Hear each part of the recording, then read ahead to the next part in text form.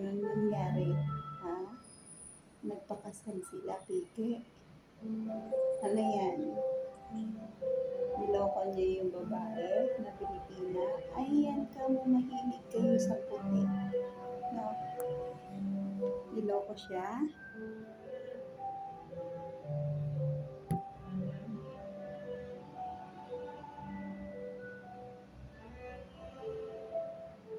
Ano na daw?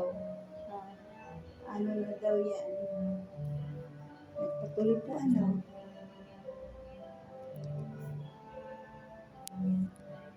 Seryoso si PJ ah.